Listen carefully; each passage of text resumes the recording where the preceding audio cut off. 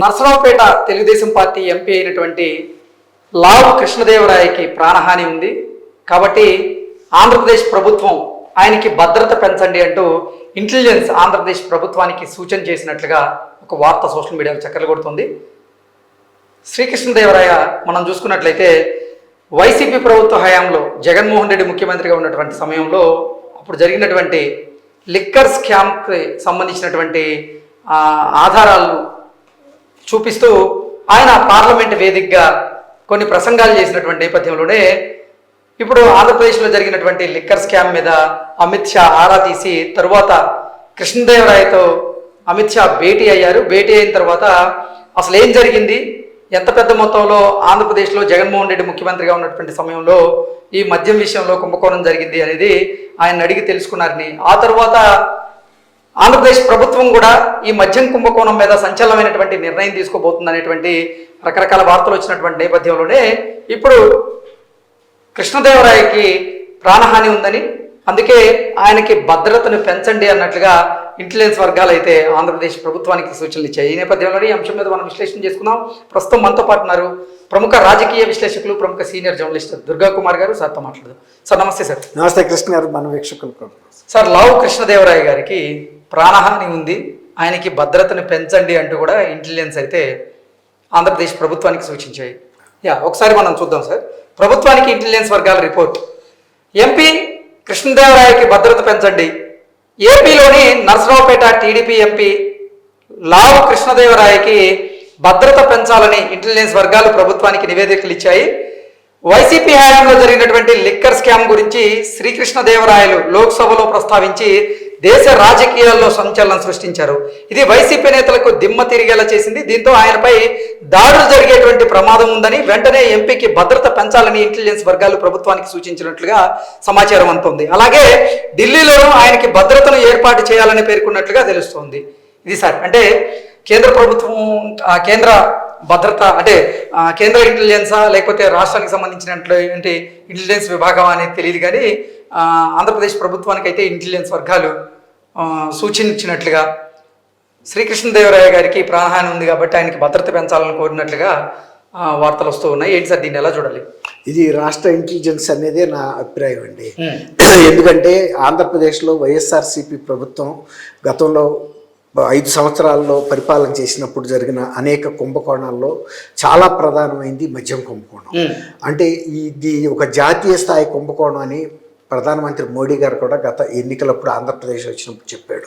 ఇప్పుడు ఒక అంచనా కూడా తయారైంది. ఏంటంటే ఒక 18,000 కోట్ల రూపాయలు జరిగింది, ప్లస్ ఇంకొక 4,000 కోట్ల రూపాయలు విదేశాలకు తరలి వెళ్ళిపోయినాయి అని. ఇదే కుంభకోణం అంటే 22,000 కోట్ల రూపాయల కుంభకోణం జరిగినట్టు ఒక అంచనా, ప్రాథమిక అంచనాకైతే వచ్చింది.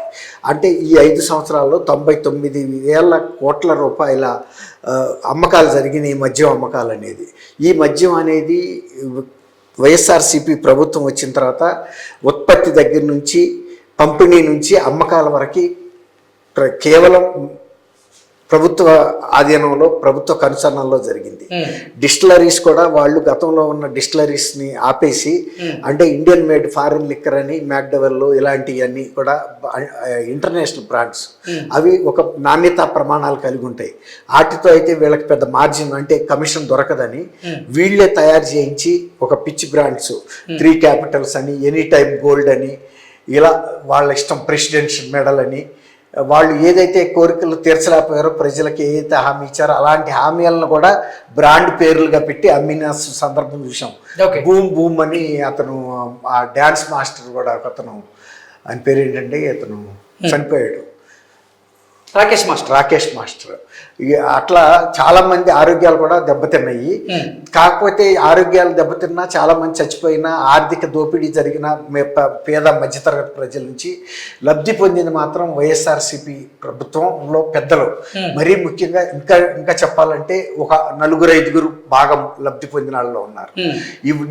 ఈ విషయాన్ని నిన్న లావు శ్రీకృష్ణదేవరాయలు నరసరావుపేట ఎంపీ గారు లోక్సభలో ప్రస్తావించి ఆ డీటెయిల్స్ అన్ని కూడా మొత్తంగా చెప్పాడు ఆయన. చెప్పడంతో ఇప్పుడు వీళ్ళకి ఎట్లా అయిందంటే వెంటనే అది దేశవ్యాప్తంగా లోక్సభలో ప్రస్తావించారంటే దాదాపు దేశవ్యాప్తంగా దేశవ్యాప్తంగా సంచలనమైంది. వెంటనే ఆయన లోక్సభలో ఈ ప్రస్తావన రావడం దేశవ్యాప్తంగా ఇంత రియాక్షన్ వచ్చేటప్పటికి స్వయంగా కృష్ణదేవరాయలు గారిని పార్లమెంట్లోనే అమిత్ షా గారు తన ఛాంబర్కి పిలిపించుకుని ఇంకా డీటెయిల్స్ అవన్నీ అడిగి దీని మీద అంటే 4,000 కోట్ల రూపాయల మనీ లాండరింగ్ విదేశాలకి తరలించారనే దాని మీద ఈడీతో కూడా ఎంక్వైరీ చేయించడానికి ఆయన ఒక ఆదేశాలు అంతర్గతంగా ఇచ్చారని తెలుస్తుంది. అంటే దీనికి ఇంకోటి ఏంటంటే గతంలో మీరు ఒక చిన్న విషయం, ఇప్పుడు 2019 ఎలక్షన్లో వివేకానంద రెడ్డి గారు షర్మిల్ని కడప నియోజకవర్గం నుంచి పోటీ చేయించాలని పట్టుబట్టిన సందర్భంలో కూడా రాజకీయ లబ్ధి కోసం వైఎస్ఆర్ ఫ్యామిలీ జగన్మోహన్ రెడ్డి గారి నాయకత్వంలో ఆయన హత్య కూడా జరిగింది. అంటే వాళ్ళు ఎప్పుడైనా సరే వాళ్ళతో విభేదించే వ్యక్తుల్ని భౌతికంగా హత్యలకి ఇట్లా దాడులకి గురి చేస్తున్నారు. కాబట్టి ఇది ఒక రకంగా నిన్న వైఎస్ఆర్సీపీ వర్గాలు నివ్వెరపోయినాయి. అంటే ఇక మన పని అయిపోయింది, కేంద్ర ప్రభుత్వ దృష్టిలోకి వెళ్ళింది. అంతకుముందు తెలియదని కాదు, కానీ ఎప్పుడైతే ఇది పబ్లిక్గా ఆయన లోక్సభలో ప్రస్తావించడం ద్వారా దీన్ని కేంద్రం కూడా సీరియస్గా తీసుకోవాల్సిన అవసరం ఏర్పడింది. ఇప్పుడు ఇవన్నీ కనుక బయటపడితే జగన్మోహన్ రెడ్డి గారు, సజ్జల రామకృష్ణారెడ్డి, మిథున్ రెడ్డి ఇట్లాంటి ఈ కుంభకోణంలో ఉన్న ఇతను మన విజయసాయి రెడ్డి వాళ్ళ బంధువులు వాళ్ళందరూ కూడా, అంటే ఢిల్లీలో ఒక 100 కోట్ల కుంభకోణానికి పెద్ద గందరగోళం అయింది. తర్వాత మొన్న తమిళనాడులో కూడా ఈ మద్యం కుంభకోణం మీద ఈడీ వాళ్ళు దాడి చేసి ఒక అవగాహనకు వచ్చింది ఏంటంటే 1,000 కోట్ల రూపాయల కుంభకోణం అయిందని. ఎక్కడ 1,000 కోట్లు, ఎక్కడ 22,000 కోట్ల రూపాయలు, అంటే దాదాపు 22 టైమ్స్ బిగ్గర్ స్కామ్. అసలు ఢిల్లీతో పోలిస్తే అసలు ఢిల్లీ ఒక బఠానీ గింజ దీని ముందు. కాబట్టి ఇవాళ ఇతను ఇది బయటికి తీసుకొచ్చాడు కాబట్టి రాష్ట్ర ఇంటెలిజెన్స్ వాళ్ళు రాష్ట్ర ప్రభుత్వానికి కొంచెం సూచన చేశారు, దీని మీద దాడులు జరిగే అవకాశం ఉంది, ఈయనకి ప్రాణహాని ఉంటుంది కాబట్టి భద్రత పెంచమని. ఇక్కడ భద్రత పెంచడంతో పాటు ఈయన ఢిల్లీ వెళ్ళినప్పుడు కూడా ఏదో ఒక ఎంపీకి ఇచ్చే భద్రత కాకుండా ఇవాళ తను వైఎస్ఆర్సీపీ ప్రభుత్వానికి జగన్మోహన్ రెడ్డికి ఒక ఛాలెంజ్గా నిలిచాడు కాబట్టి అక్కడ కూడా భద్రత పెంచమని సూచన చేసినట్టుగా తెలుస్తుంది. ఇప్పుడు ఆంధ్రప్రదేశ్ వచ్చినప్పుడు ఎట్లాగో పెంచుతారు, ఇక ఢిల్లీ వెళ్ళినప్పుడు కూడా ఇప్పుడున్న భద్రతకు తోడు కనీసం రెట్టింపు భద్రత అయితే ఇవ్వాల్సిన అవసరం ఉంటుందనేది అర్థమవుతుంది. అందులో సార్ ఈ మద్యం కుంభకోణంతో పాటుగా ఇటీవల కాలంలో అంటే జగన్మోహన్ రెడ్డి ముఖ్యమంత్రిగా ఉన్నటువంటి సమయంలో జగన్మోహన్ రెడ్డి క్యాబినెట్లో ఉన్నటువంటి విడుదల రజనీ గారు చేసినటువంటి అవినీతి అవకతవకల విషయాలు కూడా లావు శ్రీకృష్ణదేవరాయలు గారు కొన్నిగా బయటకు పెడుతూ ఉన్నారు. ఈ నేపథ్యంలోనే ఆయనకి భద్రత పెంచాల్సినటువంటి అవసరం ఉందని భావించే ఇప్పుడు ఇంటెలిజెన్స్ ఆంధ్రప్రదేశ్ ప్రభుత్వానికి అయితే సూచనలు చేశారు. ఈ 2 కారణాలు ఉన్నాయి. విడుదల రజనీ కూడా ఆమె కూడా తీవ్రమైనటువంటి ఇచ్చేస్తుంది దీని మీద. అంటే తను చేసిన అవినీతి మీద క్వారీల్లో డబ్బులు వసూలు చేయటం ఇలాంటి అనేక అంతర్గత విషయాలు ఆయన బయట పెట్టాడు. అప్పుడు కూడా ఆయన మీద కూడా ఆరోపణలు చేసింది. ఇతను జగన్మోహన్ రెడ్డి దగ్గర నుంచి భూమి లబ్ధి పొందడానికి ప్రయత్నించాడు. అప్పుడు తెలుగుదేశం టైంలో అప్పుడు జరగలేదు, మళ్ళీ అందుకే వైఎస్ఆర్సీపీలో చేరి లబ్ధి పొంది మళ్ళీ ఇప్పుడు వెళ్ళిపోయి తెలుగుదేశంలో చేరాడని ఈయన మీద ఆరోపణలు చేసింది.